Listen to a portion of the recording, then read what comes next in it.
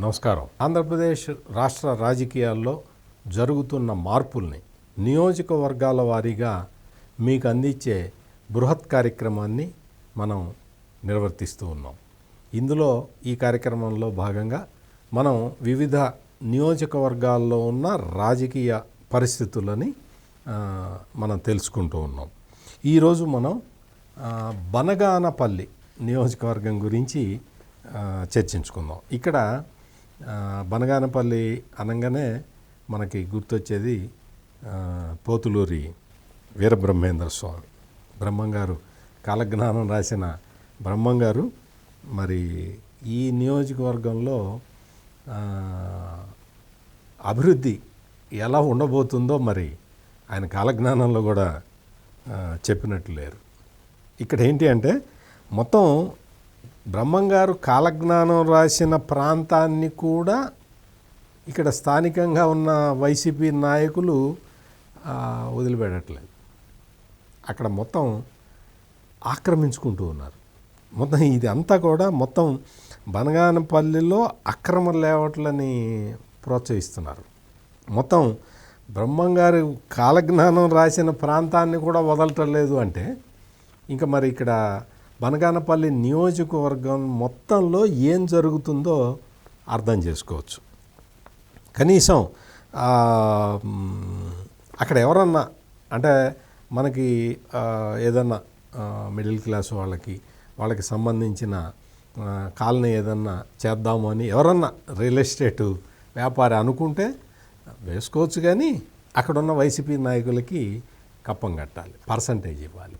ఈ పరిస్థితుల్లో బనగానపల్లి నియోజకవర్గం మొత్తం ప్రజలందరూ కూడా చాలా ఒక సఫకేషన్లో ఉన్నారు. ఇక్కడ వైసీపీ తరఫున కాటసాని రామిరెడ్డి ఎమ్మెల్యేగా ఉన్నారు. ఇక్కడ ఈ రామిరెడ్డికి సంబంధించిన అనుచరులందరూ కూడా వాళ్ళందరూ దౌర్జన్యాలు చేస్తున్నారు అనేది ప్రధానమైన ఆరోపణ.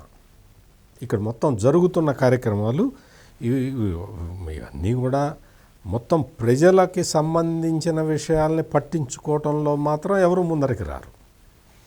ప్రజల్ని ఆదుకుందాం, ప్రజల్ని వాళ్ళకి ఏదైనా సమస్యలు ఏమైనా ఉంటే దూరం చేద్దాం, రైతుల్ని వాళ్ళని ఆదుకొని వాళ్ళకి సంబంధించిన డెవలప్మెంటల్ యాక్టివిటీస్ ఏమన్నా చేద్దాము అని మాత్రం వైసీపీ నాయకులు అనుకోవట్లేదు. కానీ ఇక్కడ ప్రజలకి ఎటువంటి సౌకర్యం కల్పిస్తే వాళ్ళు ఎంత హాయిగా ఉంటారు అనే విషయాల్ని ఆలోచించటం లేదు. కానీ ఎంతసేపటికి ఈ ఆక్రమణలు, లేకపోతే మట్టి స్మగ్లింగ్, ఎర్రమట్టి ఇచ్చేసుకోవటం, ఇసుక, ఈ అక్రమ మద్యం, ఇటువంటి వ్యాపారాల్లో మాత్రం చాలా అసలు తల మునకలైపోయి ఉన్నారు.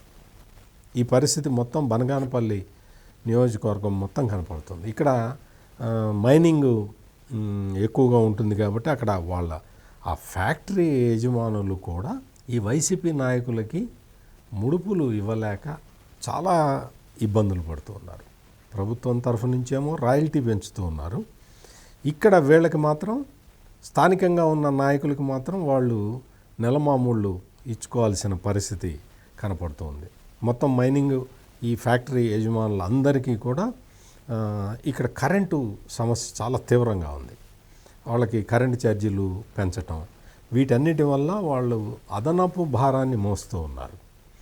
మొత్తం అంటే కరెంటు ఛార్జీలు అంటే ఏదో ఒక విధంగా కట్టుకోవచ్చు, కానీ వైసీపీ నాయకులు వచ్చి డిమాండ్ చేస్తూ ఉంటే వాళ్ళకి నెల నెల డబ్బులు ఇవ్వటం అనేది వీళ్ళకి అదనపు భారంగా ఉంది. ఈ విధమైన పరిస్థితులు ఇక్కడ ఉంటే బనగానపల్లిలో మొత్తం ఈ ట్రాఫిక్ సమస్య కూడా చాలా ఎక్కువగా ఉంది. ఇంకా రైతుల విషయానికి వస్తే గాలేరు నగరి ప్రాజెక్టులో భాగంగా అవుకు ట్విన్ టెర్మినల్ నిర్మాణం ఇంకా పూర్తి కాలేదు. మొత్తం ఈ బ్యాలెన్స్ పనులు మొత్తం ఈ 5 సంవత్సరాల్లో ఎక్కడ మొదలుపెట్టి చేద్దామన్న ఆతృత ఎక్కడ కనపట్టలేదు.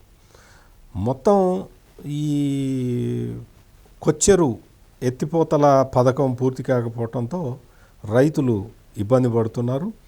అవుకు జలాశయం నుంచి కోవెలకుంట్లకు తాగునీళ్ళు ఇచ్చేందుకు అప్పట్లో తెలుగుదేశం ప్రభుత్వం పనులు మొదలు పెడితే జగన్మోహన్ రెడ్డి వచ్చిన తర్వాత దాన్ని ఆపేశారు. ఎస్ఆర్బిసి ప్రధాన కాలువ కింద పంట కాలువలు లేకపోవటం వల్ల సాగునీరు చాలామందికి అందటం లేదు. దద్దనాల లిఫ్ట్ ప్రాజెక్టుకు కూడా అసలు రాష్ట్ర ప్రభుత్వం మెయింటెనెన్స్ ఇవ్వలేకపోవటం వల్ల, కరెంటు బిల్లులు కూడా కట్టకపోవటం వల్ల ఆ లిఫ్ట్ మూతపడిపోయింది. ఇది ఇక్కడ ఇరిగేషన్ ప్రాజెక్టులు, చిన్న చిన్న ఇరిగేషన్ ప్రాజెక్టుల మీద కూడా శ్రద్ధ చూపని దయనీయమైన పరిస్థితి ఈ బనగానపల్లిలో ఉన్నది. కుందు నది మీద 2 చోట్ల అంటే జోల దొసిరి, రాజోలు ఈ 2 చోట్ల కూడా బ్యాలెన్సింగ్ రిజర్వాయర్లు కట్టాల్సి ఉంది. అయితే ఈ బ్యాలెన్సింగ్ రిజర్వాయర్లకి సంబంధించి రైతుల నుంచి సేకరించిన భూములకి వాటికి కూడా పరిహారం ఇవ్వట్లేదు. అంటే రైతులు ఎటు నుంచి ఎటు చూసినా కానీ ఇబ్బందుల్లోనే కనపడుతున్నారు. ఈ ప్రాంతం మొత్తం అంతా కూడా, రైతాంగం మొత్తం కూడా అంత సమస్యల వలయంలోనే చిక్కుకొని ఉన్నారు. వీళ్ళందరూ ఎవరిని అడగాలి, ఏం చేయాలి అనే ఒక సంశయంలో కొట్టుమిట్టాడుతున్నారు. ఇక్కడ